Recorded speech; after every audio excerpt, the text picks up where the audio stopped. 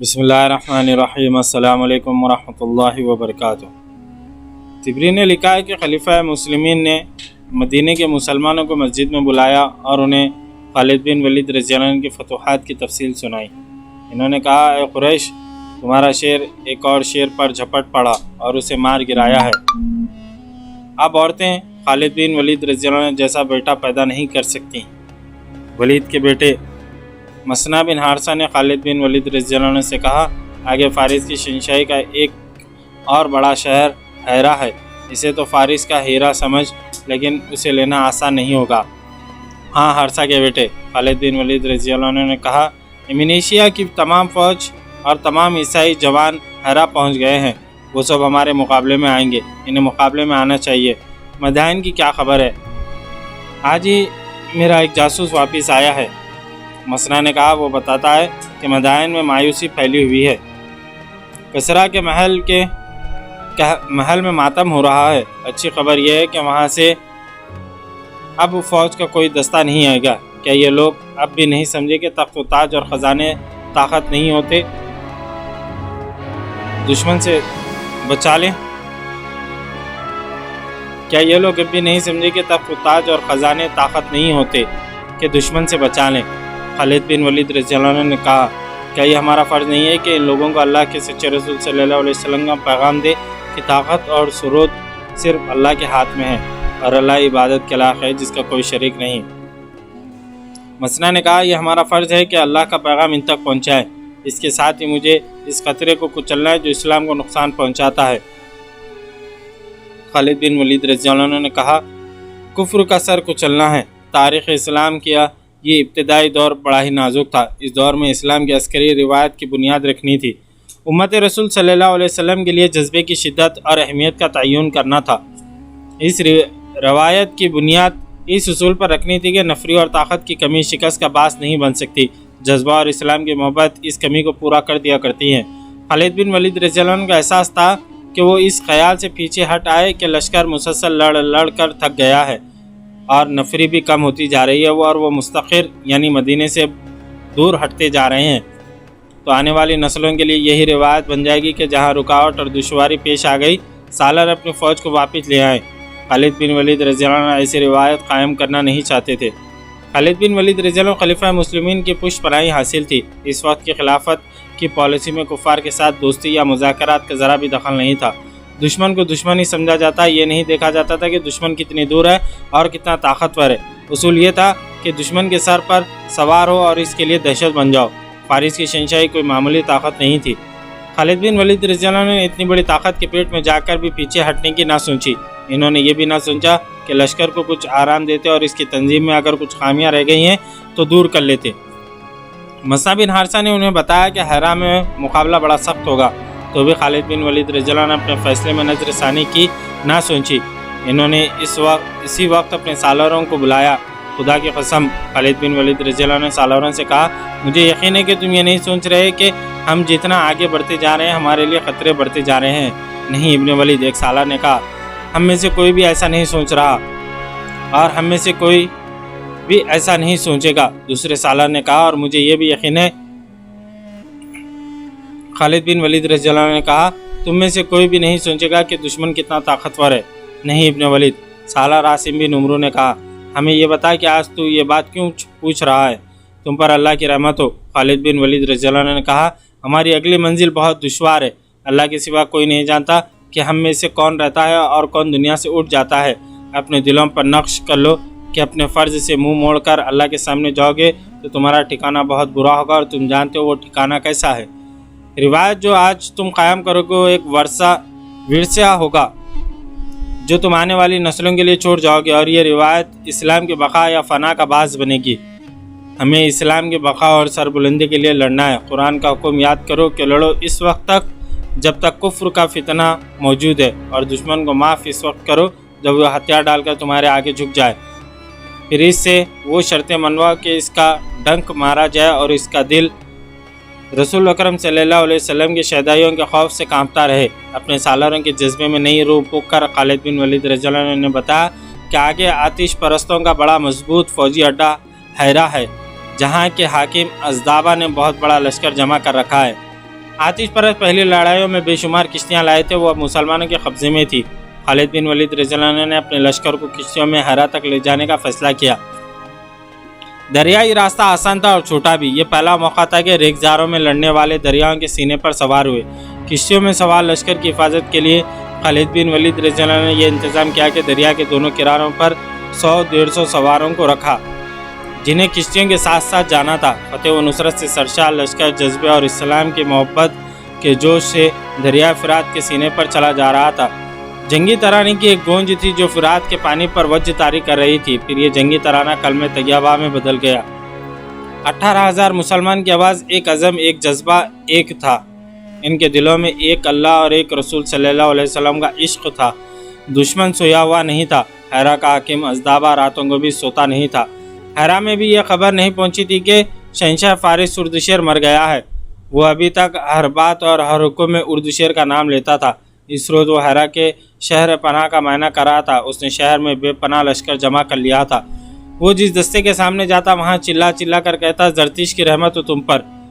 वो बुज़दिल थे जो काज़मा, मज़ार और उल्लेस में सहरा के बद्दुओं के हाथों कट पिट गए। इनके मुर्दा जिस्मों को ज़रतिश के शोले चाट रहे हैं। ऐ यसु मसीह के नाम लेवा, तुम हमारे साथ कंधे से कंधा मिलाकर मुसलमान के खिलाफ लड़ने आए हो। याद करो अपनी इन बेटियों को जो लोनियाँ बनकर मदीने पहुंच गई हैं। याद करो इन जवान बेटों को जिनके मुर्दा जिस्मों का गोश्त भेड़िए, गिदड़ और गोश्तखोर परिंदे खा गए हैं, और उन्हें भी जो कैद होकर मदीने वालों की ग़ुलामी में जा पड़े हैं। मुसलमान फतह के नशे में बेखतर बड़े आ रहे हैं। इनके लिए ऐसा ख़तरा बन जाओ कि ज़िंदा वापस ना जा सके।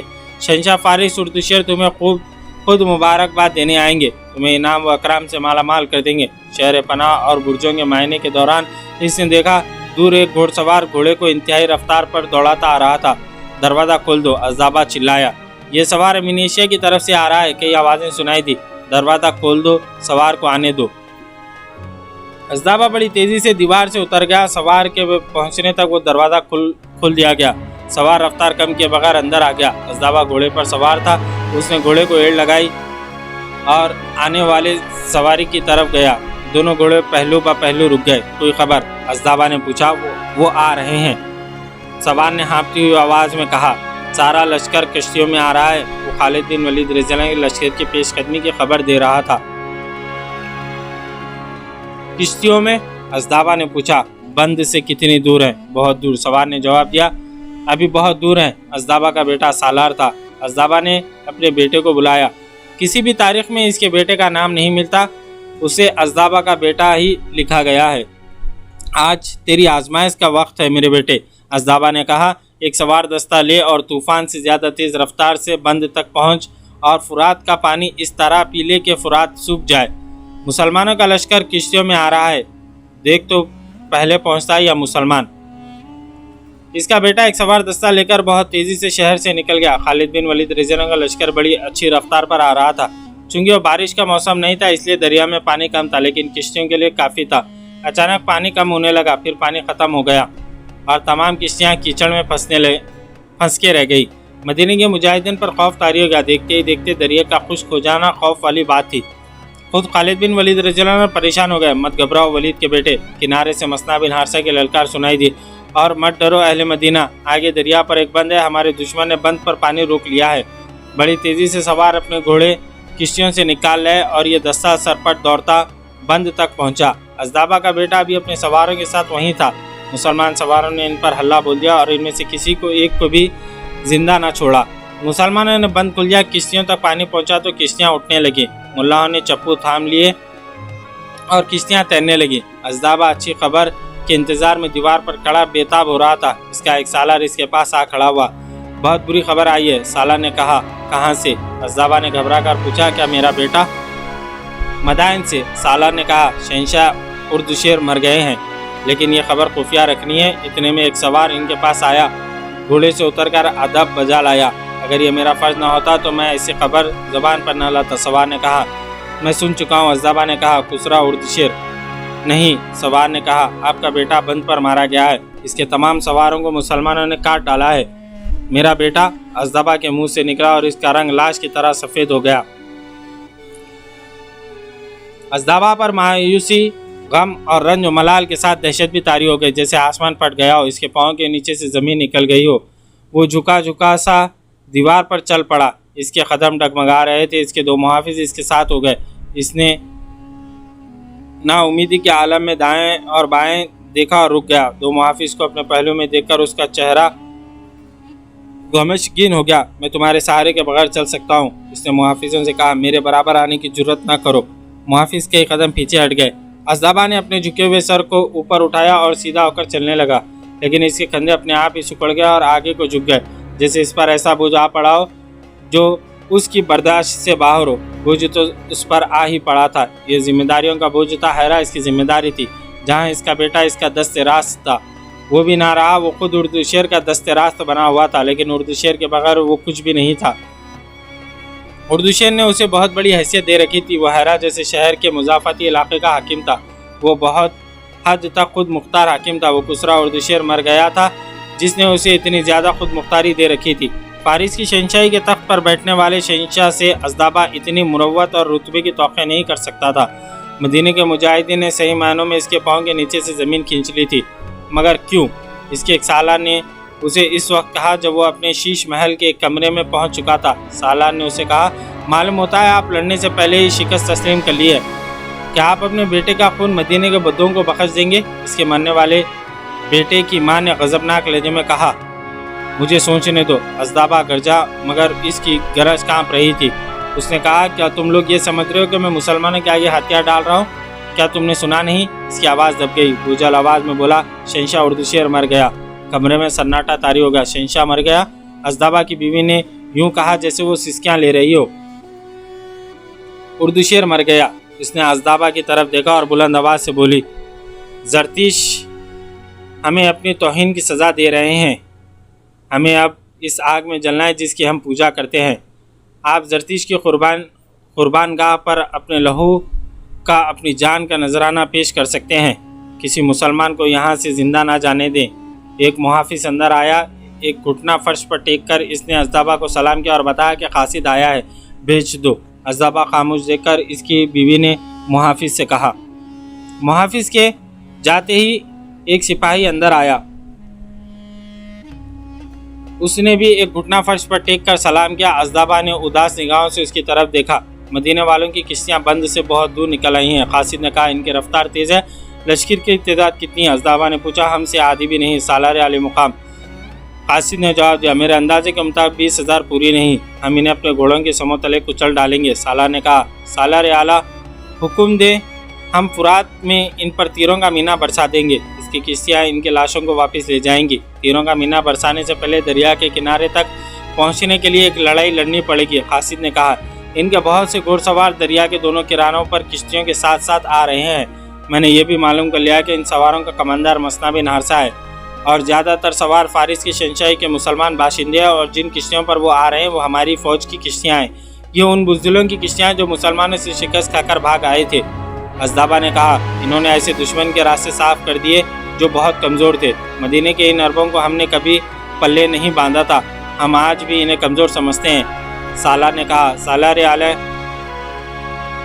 اعلیٰ، میں حکم کا منتظر ہوں۔ مجھے بتائیں مسلمانوں کو کہاں روکنا ہے، یا آپ قلعے میں بند ہو کر لڑنا چاہتے ہیں؟ اگر میں کہوں کہ میں لڑنا ہی نہیں چاہتا، اژدھابا نے کہا، تو ہم لوگ تسلیم ہی نہیں کریں گے کہ آپ نے ایسی بات کہی۔ سالار نے کہا، اس وقت آپ شہنشاہ اردو شیر اور اپنے بیٹے کی موت پر اتنے زیادہ مغموم ہوئے کہ آپ اچھی طرح سوچ بھی نہیں سکتے۔ اس غم کے باوجود ہمیں سوچنا پڑے گا، اژدھابا کی بیوی نے کہا، اور بڑی تیزی سے سوچنا پڑے گا۔ ہمارے پاس فوج کی کمی نہیں، کسی چیز کی کمی نہیں۔ عیسائی عرب ہمارے ساتھ ہے، ہم نے خود انہیں یہاں اکٹھا کر لیا ہے۔ مسلمانوں کو حیرے سے آگے نہ بڑھنے دیا جائے اور انہیں یہیں ختم کر دیا جائے۔ ہاں، ہمارے پاس فوج کی کمی نہیں ہے، اژدھابا نے کہا، لیکن کوئی کمی ضرور ہے جس کی وجہ سے ہم ہر میدان میں شکست کھا رہے ہیں۔ اپنے پیچھے اپنا نام کے ساتھ شکست کی تہمت چھوڑ کر نہیں جانا چاہوں گا۔ میں فتح حاصل کرنے کا کوئی طریقہ سوچوں گا۔ میں مدائن جاؤں گا اور دیکھوں گا کہ وہاں کے حالات کیا ہیں۔ یہ بھی دیکھنا ہے کہ شہنشاہ اردو شیر کے مرنے کے بعد ہمیں کوئی مدد دینے والا ہے بھی یا نہیں۔ نہیں سالار اعلیٰ، اس کے سالار نے کہا، ابھی مدائن نہ جائیں، دشمن سر پر آ گیا ہے۔ کیا تم مجھ سے زیادہ بہتر جانتے ہو؟ اژدھابا نے غصیلی آواز میں کہا، کیا تم یہ سمجھ رہے ہو کہ میں بھاگ رہا ہوں؟ جو میں سوچ رہا ہوں وہ تم نہیں سن سکتے۔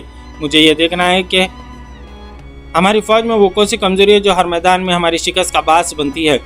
کیا تم اس پر غور نہیں کر رہے کہ ہر مرد جیسا جنگجو مسلمانوں کے ہاتھوں مارا گیا؟ انوجان اور خباس معمولی قسم کے سالار نہیں تھے۔ اندوزبر کو کیا ہو گیا؟ جاپان کدھر گیا؟ مجھ سے فیصلہ کن جنگ اور فتح کی کیوں توقع رکھی جا رہی ہے؟ میں لڑوں گا، لیکن سوچ سمجھ کر۔ تمام سالار اور نائب سالاروں کو بلاؤ۔ خالد بن ولید رضی اللہ عنہ کا لشکر دریا فرات کے سینے پر سوار آگے بڑھتا جا رہا تھا۔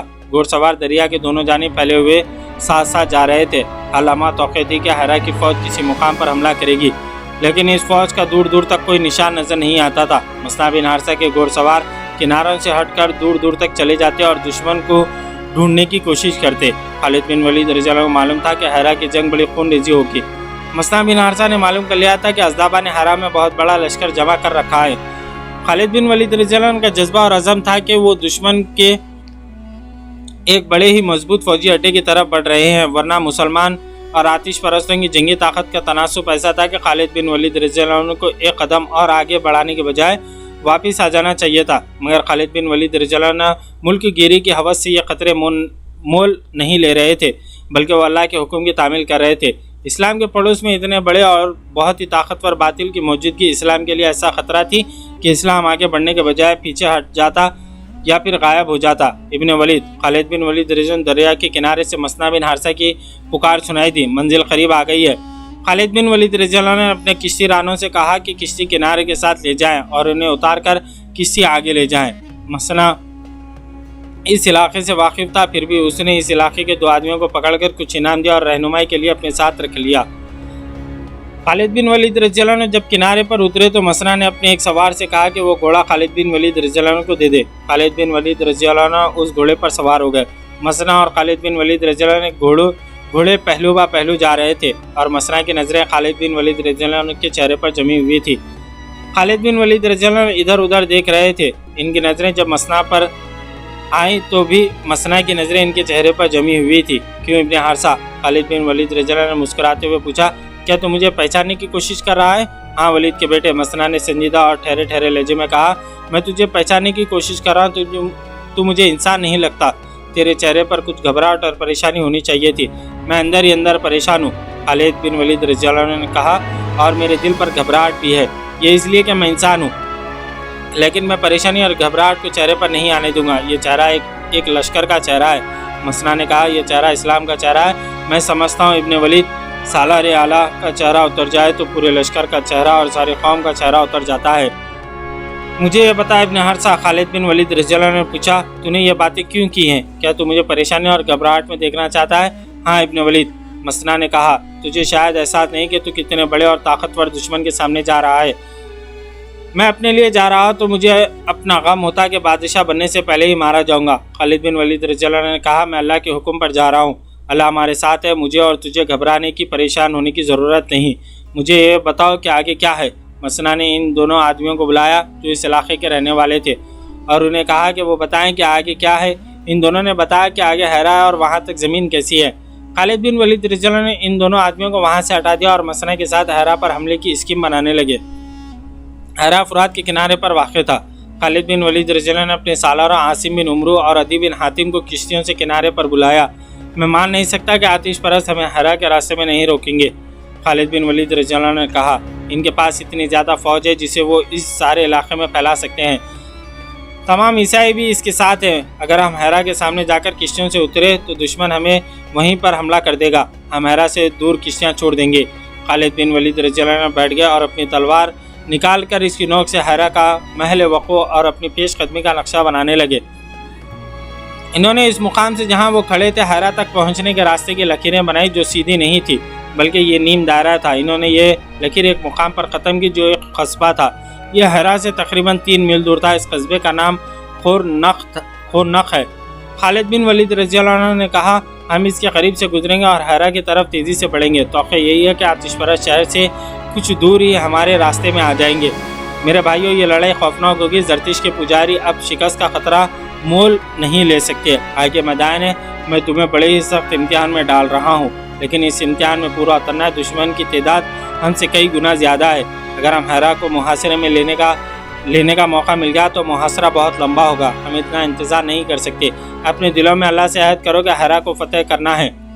اب کشتیاں چھوڑ دو اور تمام لشکر کو کنارے پر لے آؤ۔ مسلمانوں کی تعداد 18,000 تھی۔ یہ لشکر کشتیوں سے نکل کر کنارے پر آ گیا اور بڑی تیزی سے پیش قدمی کے لیے منظم ہو گیا۔ خالد بن ولید رضی اللہ عنہ نے سالار عاصم بن عمرو کو آگے اور عدی بن حاتم کو پیچھے رکھا اور خود درمیان میں رہے۔ مسنا بن حارثہ کا سوار دستہ ہر اول کے طور پر کم و بیش 1 میل آگے نکل گیا تھا۔ خالد بن ولید رضی اللہ عنہ کے حکم سے مجاہدین کا لشکر خاموشی جا رہا تھا۔ نعروں اور جنگی ترانوں کی ممانعت کر دی گئی تھی تاکہ پتہ نہ چلے کہ کوئی لشکر آ رہا ہے۔ خالد بن ولید رضی اللہ عنہ نے ایسا راستہ اختیار کیا تھا جو جنگل اور ویران علاقے سے گزرتا، ادھر مسافروں کی گزرگاہ نہیں تھی۔ مسنا بن حارثہ کے سوار پھیل کر جا رہے تھے تاکہ گھات کا کہیں بھی شک ہو تو لشکر کو پیغام بھیج کر پیچھے ہی روک لیا جائے۔ خالد بن ولید رضی اللہ عنہ کا لشکر خورنق تک پہنچ گیا۔ دشمن کی فوج کا کہیں بھی نام و نشان نہ ملا۔ خالد بن ولید رضی اللہ عنہ نے لشکر کو روک لیا اور اپنے ایک جاسوس سے کہا کہ وہ قصبے کے اندر جائے اور دیکھے کہ دشمن کی فوج وہاں تو نہیں۔ خالد بن ولید رضی اللہ عنہ جاسوسی نظام ذہین اور جرأت مند آدمیوں پر مشتمل تھا۔ اس میں سے ان مسلمانوں کی تعداد زیادہ تھی جو فارس والوں کے غلام تھے۔ وہ دجلہ اور فرات کے سنگم کے علاقے میں رہتے تھے۔ ان میں سے ایک آدمی بھیس بدل کر خورنق چلا گیا اور خبر لایا کہ اس قصبے میں کوئی فوج نہیں اور قصبے میں امن و امان ہے۔ تاریخ بتاتی ہے کہ اس قصبے میں متمول لوگ رہتے تھے۔ آج وہاں خورنق کا نام و نشان بھی نہیں۔ انسان مٹی میں مل کر مٹی ہو جاتے ہیں۔ مقام مٹ جاتے، بلند و بالا مکان اور عالیشان محل مٹ جاتے ہیں۔ زندہ صرف تاریخی رہتی ہے، اچھی یا بری۔ انسانوں کے نام زندہ رہتے ہیں، ان کی قائم کی ہوئی روایت زندہ رہتی ہے۔ آج وہ قصبہ موجود نہیں جہاں تاجر اور دیگر دولت مند لوگ رہتے تھے۔ خالد بن ولید رضی اللہ عنہ نے آتش نمرود میں کودنے سے پہلے اس قصبے کے قریب قیام کیا تھا۔ قصبہ نہیں رہا۔ خالد بن ولید رضی اللہ عنہ زندہ ہے، ان کی روایت زندہ ہے۔ مسنا بن حارثہ کو، عاصم کو، عدی کو اور ان 18,000 مجاہدین کو تاریخ نے زندہ رکھا ہے۔ ان کے گھوڑوں کی سموں کی گرد کو سورج کی کرنوں نے چوما ہے۔ کیا مقصد تھا ان اولین مجاہدین کا جو اس دشمن سے ٹکر لینے جا رہے تھے، جو 18,000 نفوس کو نگل لینے کی طاقت رکھتے تھے؟ خالد بن ولید رضی اللہ عنہ اور ان کے سالاروں کے دلوں میں تخت و تاج کی ہوس نہیں تھی، زر و جواہرات کا لالچ نہیں تھا۔ ایک عزم تھا جو ان کے لیے جنون بن گیا تھا۔ وہ اس کفر کو اپنے پڑوس میں زندہ نہیں دیکھنا چاہتے تھے جو اسلام کی بقا اور فروغ کے لیے خطرہ تھا۔ ان کے ذہنوں میں کوئی شک نہ تھا، کوئی وہم، کوئی وسوسہ نہ تھا۔ وہ ہمیشہ زندہ رہنے والی روایت اپنے خون سے لکھنے جا رہے تھے۔ مورخ نے اس وقت کے واقع نگاروں کے حوالے سے لکھا ہے کہ خالد بن ولید رضی اللہ عنہ پر خاموشی طاری تھی۔ کوئی سپاہی ان کی طرف دیکھتا تو مسکراتے تھے۔ خالد بن ولید رضی اللہ عنہ جب خورنق سے آگے نکلے تو ان کے منہ سے کوئی حکم نکلتا تھا یا کوئی ہدایت، اس کے سوا کوئی بات نہیں کرتے تھے۔ مسنا بن حارثہ شب و خون اور دن کی چھاپا مار جنگ کا اور بھاگ دوڑ کر لڑنے والی لڑائی کا ماہر تھا۔ وہ جب خالد بن ولید رضی اللہ عنہ کو بتاتا تھا کہ وہ یوں کرے گا اور یوں کرے گا تو خالد بن ولید رضی اللہ عنہ کے منہ سے ہر بار یہی الفاظ نکلتے تھے، اللہ تجھے اجر دے گا ابن حارثہ۔ خالد بن ولید رضی اللہ عنہ اپنے لشکر کو خورنق سے پرے آگے لے گئے۔ انہیں ایسی توقع نہیں تھی کہ وہ دشمن کو بے خبری میں جا لیں۔ انہیں معلوم تھا کہ دشمن ضرورت سے زیادہ بیدار ہوگا۔ خالد بن ولید رضی اللہ عنہ نے حکم دیا کہ اس قصبے پر نظر رکھنے کے لیے چند ایک مجاہدین کو پیچھے رہنے دیا جائے تاکہ اس میں سے نکل کر کوئی آدمی حیرہ یا اطلاع نہ دینے چلے جائے کہ مسلمان کا لشکر آ رہا ہے۔ یہ پندہ تھا جس میں مدینے کا لشکر جا رہا تھا۔ وہ علاقہ گھات کے لیے موزوں تھا، لیکن گھات کے بھی آثار نظر نہیں آ رہے تھے۔ یہی ہو سکتا تھا کہ دشمن کا لشکر اچانک ہر طرف سے آئے گا اور 18,000 کے لشکر کو گھیرے میں لے کر سالاروں سے سپاہیوں تک سب کو کاٹ دے گا۔ کچھ اور آگے گئے تو ایک ٹیکری آ گئی۔ خالد بن ولید رضی اللہ عنہ گھوڑے کو ایڑ لگائے اور ٹیکری پہ چڑھ گئے۔ ان کے حکم سے لشکر رک گیا۔ اللہ کے سپاہیوں، خالد بن ولید رضی اللہ عنہ نے بلند آواز سے کہا، تم پر اللہ کی رحمت ہو۔ آج خدا واحد نے تمہیں بڑے سخت امتحان میں ڈال دیا ہے۔ آج تم ایک پہاڑ سے ٹکرانے اور اسے ریزہ کرنے جا رہے ہو۔ اب جس لشکر کے ساتھ تمہارا مقابلہ ہوگا وہ پہاڑ سے کم نہیں۔ مجاہدین اسلام، اگر آج تم نے پیٹھ دکھائی تو تمہیں خدا نہ بخشے گا۔ آج اس آیت سے آگے بڑھو، فتح یا موت۔ ہماری جانیں اللہ کی امانت ہے، یہ امانت اللہ کو لوٹانی ہے، لیکن باوقار طریقے سے۔ اللہ تمہارے ساتھ ہے۔ تعداد اور ہتھیار کی کمی اور افراد کی شکست اور فتح کا باعث نہیں بن سکتی۔ فتح جذبے اور عزم سے حاصل ہوتے ہیں۔ اس یقین کے ساتھ آگے بڑھو کہ رسول اکرم صلی اللہ علیہ وسلم کی روح مقدس تمہارے ساتھ ہے۔ خالد بن ولید رضی اللہ نے اپنے لشکر کے جذبے کو اور زیادہ گرما دیا اور لشکر کو آگے بڑھنے کا حکم دیا۔ وہ حیرہ کے عقب کو جا رہے تھے۔ اس طرح انہیں خاصا بڑا چکر کاٹنا پڑا۔ جب شہر کے قریب گئے تو بھی دشمن کا کوئی سپاہی نظر نہ آیا۔ دیوار کے اوپر اور برجوں میں بھی کوئی آدمی نظر نہیں آتا تھا۔ एमिनेशिया में भी ऐसे ही हुआ था। खालिद बिन वलीद रज़ी अल्लाह ने धोखा समझा, लेकिन ये धोखा नहीं था। दुश्मन शहर खाली करके चला गया था। हैरा में भी आतिश परस्तों की फौज कहीं नजर नहीं आती थी। शहर पनाह के दरवाजे खुले थे। मसना बिन हारिसा अपने चंद एक सवारों के साथ शहर के इर्द गिर्द चक्कर लगा आया था। इब्न वलीद मसना ने खालिद बिन वलीद रज़ी अल्लाह अन्हु से कहा, सामने वाला दरवाज़ा भी खुला है और लोग घूमते फिरते दिखाई दे रहे हैं, ऐसा नहीं हो सकता। खालिद बिन वलीद रज़ी अल्लाह ने कहा, एमिनेशिया खाली था, तू कहता है शहर में लोग मौजूद हैं, ये फंदा है। इब्न हारिसा, ये जाल है, आसिम और अदी को बुलाओ। दोनों सालार आए तो खालिद बिन वलीद रज़ी अल्लाह अन्हु ने बताया कि शहर की कैफियत क्या है। कुछ देर तबादला ख्याल और बहस व मुबाहिसा हुआ और तय पाया कि तमाम दरवाज़ों से लश्कर के दस्ते तूफ़ान की तरह अंदर जाएं और शहर में फैल जाएं। अगर ख़तरा था तो कोई मामूली ख़तरा नहीं। खालिद बिन वलीद रज़ी अल्लाह ने अपने लश्कर को जिस तरह शहर में दाखिल होने को कहा, इस तरह अकेले अकेले मुजाहिदीन कट जाने या मकानों में छुपे हुए तीर अंदाजों के तीरों का निशाना बनने का ख़तरा था।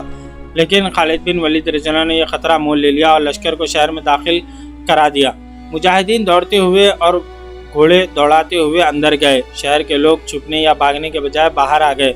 औरतें छतों पर चढ़ गईं, बाद लोग घरों में छुप गए थे और इन्होंने दरवाजे बंद कर लिए थे। लेकिन कत्ल गारत और लूट मार न हुई तो छुपे हुए लोग भी बाहर आ गए। खालिद बिन वलीद रज़ी अल्लाह ने सारे शहर में ऐलान कराया कि जिस घर में आतिश परस्तों के लश्कर का कोई आदमी हो, इसे घर से निकाल दो।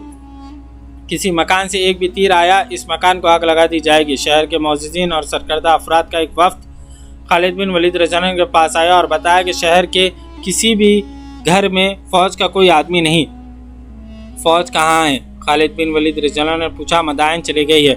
वफ्द के सरदार ने कहा, हाकिम मज़दाबा कहाँ है? वो भी चला गया है। खालिद बिन वलीद रज़ी अल्लाह को जवाब मिला, मुझे कौन यकीन दिला सकता है कि हमारे साथ धोखा नहीं होगा? खालिद बिन वलीद रज़ी अल्लाह ने पूछा, कौन मान सकता है कि हाकिम भी चले जाए, फ़ौज भी चले जाए और रियाया अपने दुश्मन की फ़ौज को अपने शहर में देखकर अमन व अमान से रहे और उसे अपने दुश्मन का खौफ ना हो?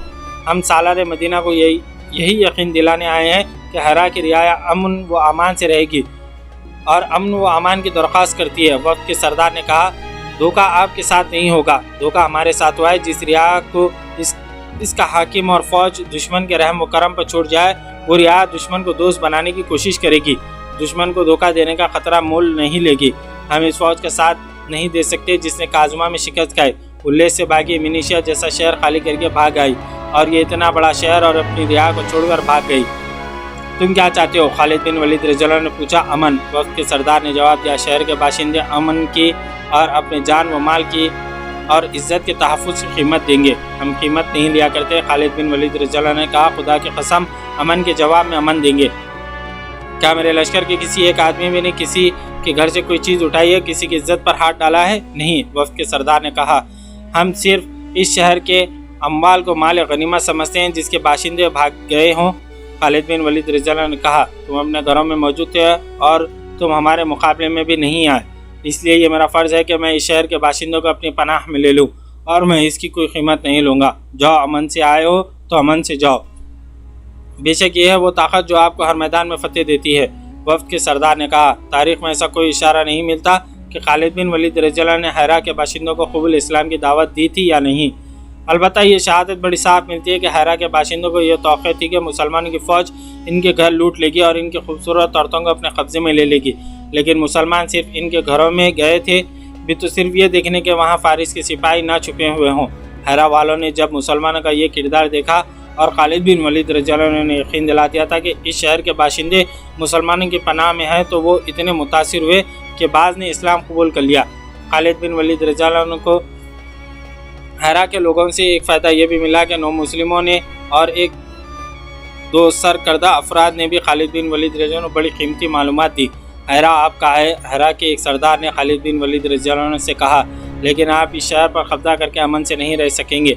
आपको शायद ये मालूम होगा कि हैरा के इर्द गिर्द 4 किले हैं जिनके किलेदार मुख्तलिफ़ कबीले के सरदार हैं और हर किले में ईसाई अरबों की फ़ौज मौजूद है। अगर हमने फारिस के नामवर सालारों को शिकस्त दे दी तो इन किलों को शिकस्त देना मुश्किल नहीं होगा। खालिद बिन वलीद रज़ी अल्लाह ने कहा और पूछा, किलों की फ़ौजें लड़ने में कैसी है? हर एक सिपाही जान लड़ा देगा। मजूसी सरदार ने कहा,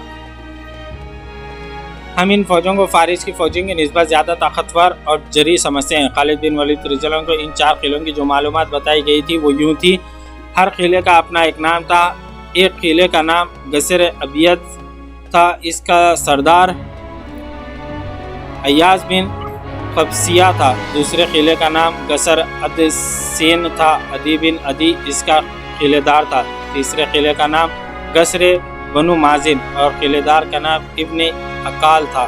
چوتھے قلعے دار کے نام پر تھا۔ قلعے کا نام قصر بن بخیلہ تھا، جبکہ اس کے قلعے دار عبد المسیح بن عمرو بخیلہ تھا۔ خالد بن ولید رضی اللہ عنہ نے اپنے سالاروں کو بلایا اور انہیں بتایا کہ ان قلعوں کو فتح کرنا لازمی ہے، ورنہ ہرا پر ہمارا قبضہ نہیں رہ سکے گا۔ اسلام کی عسکری روح یہی ہے کہ جہاں سے خطرے کی بو آئے وہاں حملہ کر دو۔ دشمن کے چیلنج کو قبول کرنا اور تیاری کی حالت میں اس پر جا پڑنا اسلامی فن حرب و ضرب کی بنیاد ہے۔ اسی اصول کے تحت خالد بن ولید رضی اللہ عنہ نے اپنے سالاروں کو بتایا کہ کون کس قلعے پر حملہ کرے گا۔ اس طرح یہاں پر 34ویں قسط اپنے اختتام کو پہنچی۔ کل ہم انشاءاللہ 35ویں قسط لے کر آپ کی خدمت میں حاضر ہوں گے۔ جزاک اللہ خیر۔